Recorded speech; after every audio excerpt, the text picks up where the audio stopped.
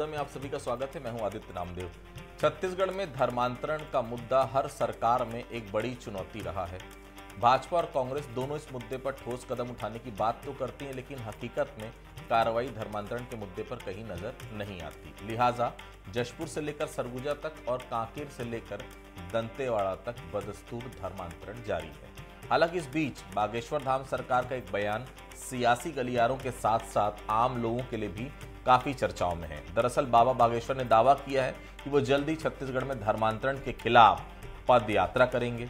चलिए एक रिपोर्ट देख लेते हैं, फिर चर्चा को हम आगे बढ़ाएंगे।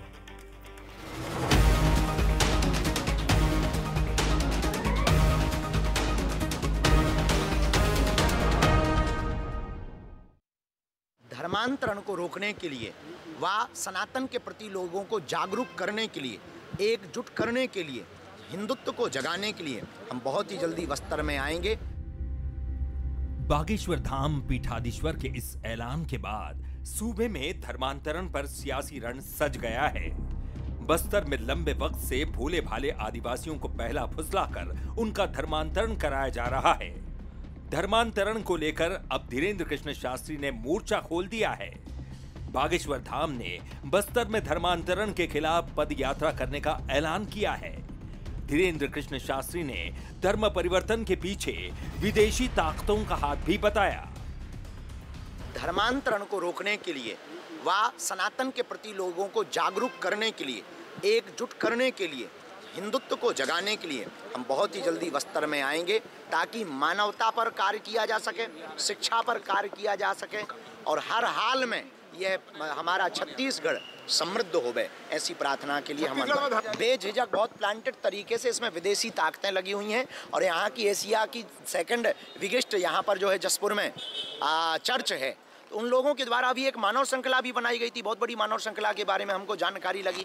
निश्चित रूप से ये अपने संगठन को बहुत प्रायोजित तरीके से खड़ा कर रहे हैं। मिशनरी स्कूल हैं, इनके प्रायोजित तरीके हैं, हम इनके खिलाफ नहीं हैं। लेकिन ये जो लालच देकर के भोले भाले आदिवासी वनांचल में रहने वाले लोगों का धर्मांतरण कराते हैं, इसके खिलाफ है। बीजेपी ने बागेश्वर धाम के सुर में सुर मिलाया। मंत्री श्याम बिहारी जायसवाल ने साधु संतों के लिए हर संभव सहयोग की बात कही, तो लालच देकर धर्म परिवर्तन को देश के लिए अभिशाप बताया। वहीं पीसीसी चीफ दीपक बैज ने पलटवार करते हुए छत्तीसगढ़ को दूसरा मणिपुर बनाने के आरोप लगाए। निश्चित रूप से धर्मांतरण के खिलाफ हमारे ऐसे संत महात्मा गुरुजन जब भी आगे आएंगे,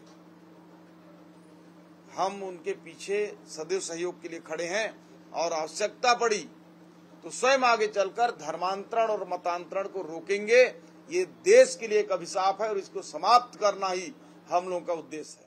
अगर कोई बात है तो उसके लिए विधानसभा बना हुआ है, लोकसभा बना हुआ है। फिर आप मुख्यमंत्री को बोले ना, आप कानून ला ले, कौन उनको रोका है। प्रधानमंत्री को बोल ले धीरेन्द्र शास्त्री जी, वहां पे कानून पास कर ले लोकसभा में, उनको कौन रोका हुआ है। तो सिर्फ इनको बोलना छोड़ के तो यहाँ आके जहर घोलने का काम कर रहे हैं, ये बिल्कुल भी उचित नहीं है। बस्तर में धर्मांतरण के खिलाफ चिंगारी पहली बार नहीं भड़की है। इससे पहले भी कई बार धर्मांतरण को लेकर आरोप लगे हैं। सुदूर अंचलों में सबसे ज्यादा धर्मांतरण के केस, आदिवासियों को लालच देकर कराया जा रहा कन्वर्ट, ईसाई धर्म अपनाने के लिए किया जा रहा मजबूर। 2023 में नारायणपुर के 25 से 30 गांव के हजारों लोगों ने बदला था धर्म। ईसाई धर्म अपनाने के लिए लालच देने के लगते रहे हैं आरोप। जशपुर में एशिया की दूसरी सबसे बड़ी चर्च भी सवालों में। धर्मांतरण को लेकर बवाल होता रहता है तो सियासत में भी खूब उबाल आता है। अब धीरेन्द्र कृष्ण शास्त्री के पदयात्रा का ऐलान करने के बाद फिर से सूबे का सियासी पारा हाई है। सरकार के स्तर पर इस पर रोक लगाने के लिए सरकार सुदूर अंचलों में विकास पहुंचाने के लिए लगातार कोशिश कर रही है। अब बागेश्वर धाम के पीठाधीश्वर ने इसके खिलाफ मोर्चा खोल दिया है। उनके बयान के बाद सियासी तीर भी जमकर चल रहे हैं। शिखर देवांगन, बंसल न्यूज, रायपुर। सवाल ये नहीं कि धर्मांतरण के विरोध में पदयात्रा होगी, सवाल ये है कि पदयात्रा किसके खिलाफ होगी। किन मांगों को लेकर होगी? जो सरकार खुद हिंदुओं की हिमायती पार्टी कही जाती है, उस पार्टी की सरकार में क्या धर्मांतरण रोकने के लिए पदयात्रा या जागरूकता फैलाने के लिए सड़क पर उतरना जरूरी है? क्या सरकार अपने स्तर पर इस मुद्दे पर कार्रवाई नहीं कर सकती है? और अगर नहीं कर सकती है तो फिर पदयात्रा के बाद कार्रवाई हो ही जाएगी, धर्मांतरण रुक ही जाएगा? इस बात की क्या गारंटी है? ऐसे में लगना यही चाहिए कि धर्मांतरण के मुद्दे को सियासी पार्टियां अपने हिसाब से यूज करती हैं और निश्चित तौर पर कथनी और करनी में जमीन आसमान का अंतर भी रहता है। चलिए, कुछ सवाल है बंसल न्यूज के। क्या क्या सवाल हैं, वो सवालों से आपको तारुफ कराता हूं। बागेश्वर धाम के पीठाधीश्वर का पदयात्रा का ऐलान चिंता है या रणनीति? पहला सवाल। दूसरा सवाल, क्या धर्मांतरण के पीछे विदेशी ताकतों के आरोप की जांच नहीं होनी चाहिए? तीसरा सवाल, पदयात्रा को लेकर कांग्रेस मणिपुर बनाने के आरोप क्यों लगा रही है? ये 3 गंभीर सवाल हैं जो बंसल न्यूज उठा रहा है। अब चर्चा पर वापस लौटते हैं। चर्चा में हमारे साथ 4 मेहमान हमारे साथ जुड़े हुए हैं। बस्तर ब्यूरो है रजत बाजपेयी जी, वो हमारे साथ जुड़े हुए हैं। बस्तर से बहुत स्वागत करता हूं उनका। हमारे साथ अनिरुद्ध दुबे साहब हैं, वरिष्ठ पत्रकार है, बहुत स्वागत करता हूं उनका। धनंजय सिंह ठाकुर जी हैं, कांग्रेस के वरिष्ठ नेता प्रवक्ता हैं। राजीव चक्रवर्ती साहब हैं, भारतीय जनता पार्टी के बहुत सीनियर लीडर हैं, बहुत स्वागत करता हूँ। सबसे पहले रजत के पास में चलता हूँ। रजत, पूरा जो जिक्र हो रहा है वो बस्तर से इर्द गिर्द है। उनका साफ तौर पर कहना है कि आदिवासी इलाकों में पदयात्रा होगी और पिछली बार हमने देखा है दीपक बैद जहां से आते हैं, चित्रकूट विधानसभा से, लोहांडीगुड़ा में उनका घर है, आसपास बहुत सारे धर्मांतरण के मामले हमने देखे हैं। मुझे तो ऐसा लगता था बस्तर पुलिस जो है पूरा दिन एक ही काम था, उनको लाश को कैसे दफनाया जाए, फिर कैसे बाकी ग्रामीणों को रोका जाए। क्या ये जो धर्मांतरण के खिलाफ जो पदयात्रा की बात कर रहे हैं धीरेन्द्र शास्त्री, इसको किस तरह से देख रहे हैं राजनीतिक गलियारों में? और सबसे बड़ी बात है, बस्तर की जनता को कितना इफेक्ट पड़ेगा इस पदयात्रा से? जी देखिए आदित्य जी, धर्मांतरण को लेकर लोकसभा और विधानसभा चुनाव के समय से जो आग जली है उस पर ये डीजल का काम करेगा। ये कहा जा सकता है कि धर्मांतरण को लेकर जन जागरूकता के लिहाज से ये रैली जो है वो इफेक्टिव साबित हो सकती है, लेकिन बिना कानून बनाए इसकी रोकथाम करना काफी मुश्किल होता है। मैं स्टैटिक्स की अगर बात करूं, 2000 की जनगणना में जिन लोगों ने अपनी जाति जो है क्रिश्चियन ईसाई बताई थी, उनकी संख्या 8000 थी, जो आज बढ़कर लगभग 35 से 40 हजार के आसपास पहुंच रही है। कैथोलिक्स, प्रोटेस्टेंट और लूथरान, ये 3 प्रोविंस है जो बस्तर में लगभग आजादी के समय से ये तीनों प्रोविंस जो है लगातार काम कर रहे हैं। और एक कम्युनिटी जो आदिवासियों के बीच की है, उनके बीच में इनका काफी दखल है। और सीमावर्ती प्रांत जो है उड़ीसा के आसपास तक ये दखल जो है उसकी साफ तौर पर छवि देखी जा सकती है।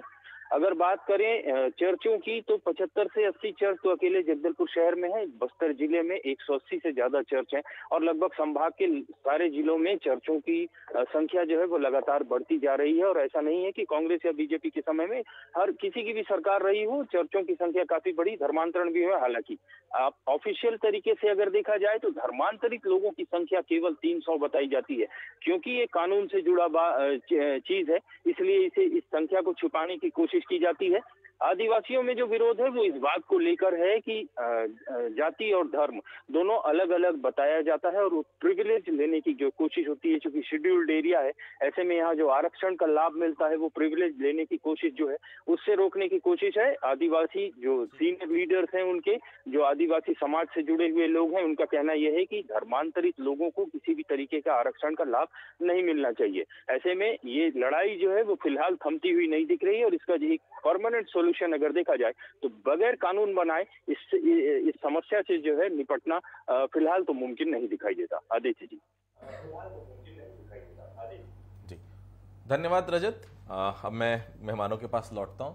राजीव चक्रवर्ती साहब, क्या धर्मांतरण करने जो हो रहा है, धर्मांतरण हो रहा है, सरकार से भी ज्यादा ऐसे लोग शक्तिशाली हो गए जो धर्मांतरण करवा रहे हैं?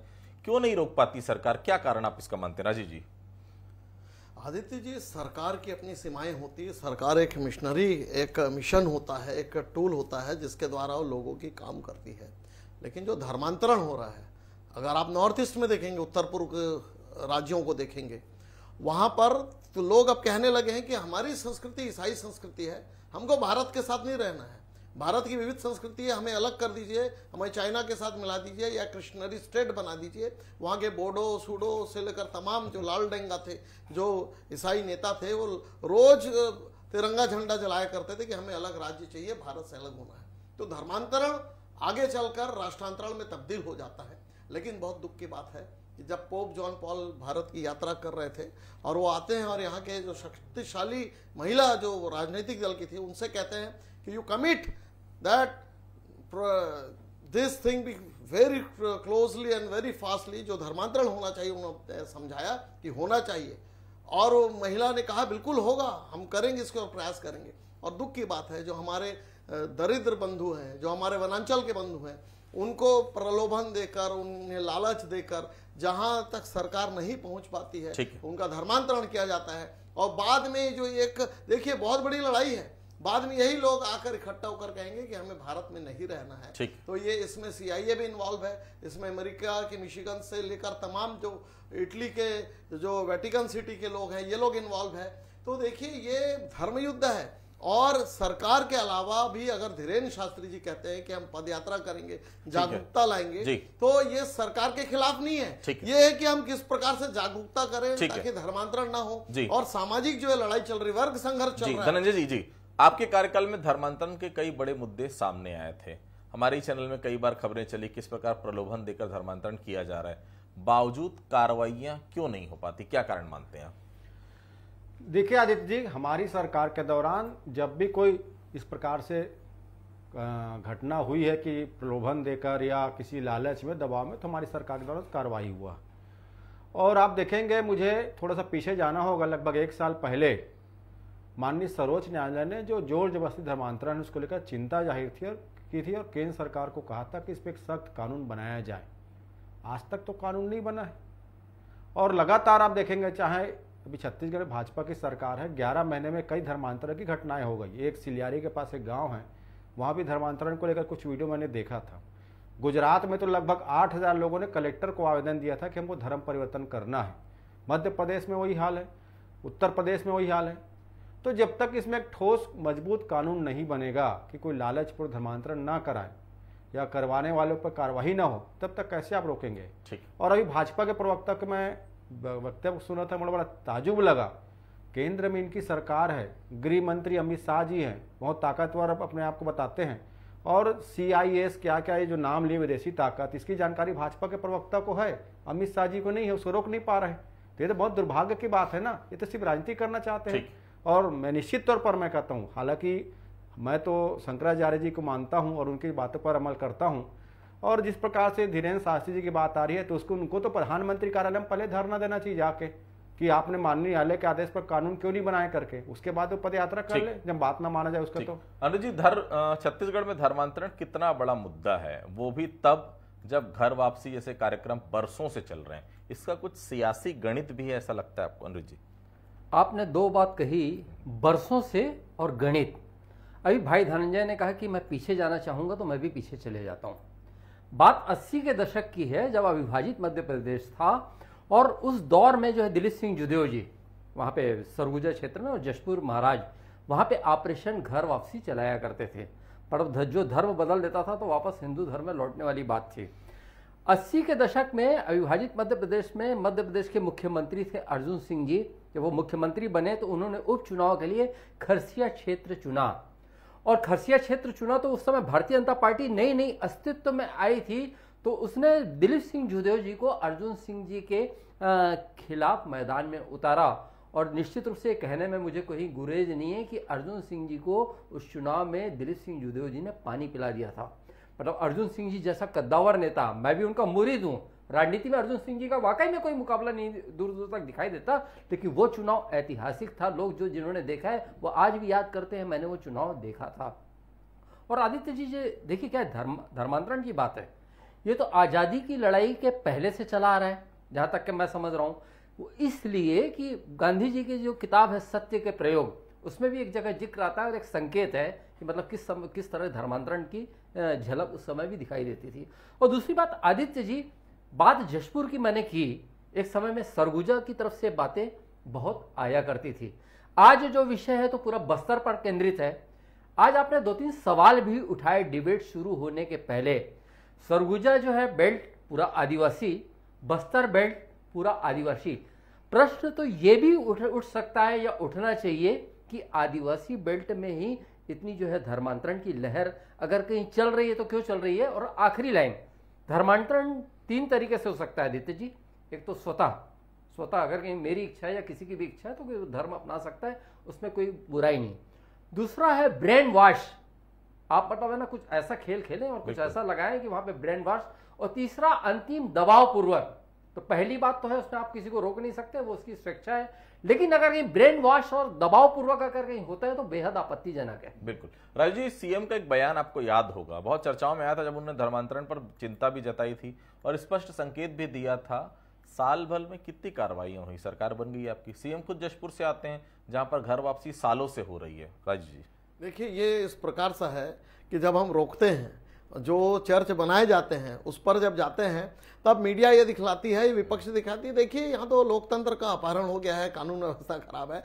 दरअसल इसमें एक बहुत बड़ा वर्ग संघर्ष होता है, जो बस्तर में हमने देखा कि लास्ट एक जो मूल आदिवासी है उसे अपने परिजन की लाश को दफनाने की भी अनुमति नहीं है। वहाँ ईसाई मिशनरी के लोग आ जाते हैं और उनके साथ हमारे तथाकथित विपक्ष के लोग खड़े हो जाते हैं, लामबंद हो जाते हैं। अभी मेरे मित्र कह रहे थे कि क्या मोदी जी को पता नहीं है, अमित शाह जी को। तो ये यूपीए 1 और यूपीए 2 की कहानी है, जब पोप जॉन पॉल भारत आए थे और उन्होंने श्रीमती सोनिया गांधी से आग्रह किया कि धर्मांतरण का व्यापक रूप होना चाहिए, तुम्हारी शक्ति है। तो बिल्कुल बिल्कुल है, बिल्कुल पेपर में है, न्यूज पेपर में 1,000 न्यूज पेपर में। नरेंद्र मोदी की तरह झूठ नहीं बोलना, बयान दिखाओ अपनी बात कहने, मुझे बयान दिखाओ, आप झूठ ना बोले। एक महिला खिलाफ आप गुमराह की बात कर रहे हैं। मैं कहता हूं कि नरेंद्र मोदी के संरक्षण धर्मांतरण हो रहा है, क्यों नहीं बनाया कानून उन्होंने, क्यों नहीं बनाया कानून? खत्म मत करिए। गुजरात में क्या मतलब, गुजरात में 8,000 लोग आवेदन किए हैं, क्या नरेंद्र मोदी नहीं रोक पा रहे? ये आरएसएस और भाजपा के कटुता के चलते या धर्मांतरण हो रहा है। आपको बोलना नहीं दूंगा। एक एक करके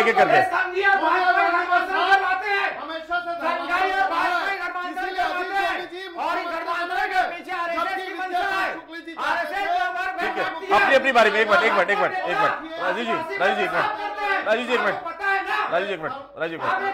राजू जी एक मिनट ठीक है।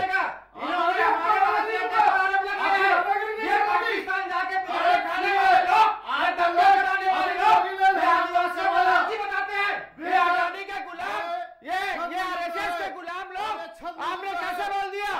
आपका बयान दिखाना पड़ेगा। राजू जी धनंजय जी प्लीज, राजू जी ठीक है। राजू जी धनंजय जी ऐसे में कैसे डिबेट हो पाएगा? आप लोग साथ में दोनों हर समय बैठते हैं और इस प्रकार की बातें आप कर रहे हैं। आदित्य जी इन्होंने आरोप लगाया, मुझे यहाँ पे दिखाया बयान, ठीक है। यहाँ पे राजू जी बयान दिखा दीजिएगा, ठीक है। एक दिखा बयान, ये क्या डिबेट करने बैठे हैं? ठीक है धनंजय जी, नरेंद्र मोदी के साथ झूठ बोलेगा, आप बैठ के आप झूठ बोल रहे हैं। ये आदिवासियों का दिखाव बता रहे हैं, भाजपा के आपकी पार्टी यही दिखा बयान। ठीक है धनंजय जी, राजू जी एक मिनट राजू जी एक मिनट राजू जी एक मिनट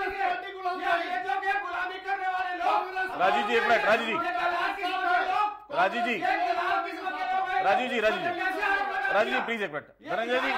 धनंजय जी ये बिना तथ्यों के आरोप लगा रहे, ये क्या बात हुई धनंजय जी? अंग्रेजों के दलाल लोग ऐसी अंग्रेजों के मुखबिरी करने वाले, उनका डांस करने वाले लोग ऐसी बात करेंगे। राजू जी एक मिनट, राजू जी अनुज जी अपनी बात कंप्लीट करेंगे प्लीज। ऐसी बात करेंगे। एक मिनट जी अनुज जी। जहां तक के आदित्य जी मेरा यही कहना है, मैं बात बस्तर की वहां पे अभी किया था जब आपने पूर्व में सवाल किया, ये भी गौर करने लायक है कि आपको याद होगा अभी कुछ समय 2 या 3 साल पहले की बात है, बस्तर में एक वरिष्ठ पुलिस अधिकारी का गोपनीय पत्र जारी हो गया था, मीडिया तक आ गया था। इसमें अधीनस्थ अफसरों को उन्होंने जो है धर्मांतरण को लेकर बहुत गहरी चिंता जताई।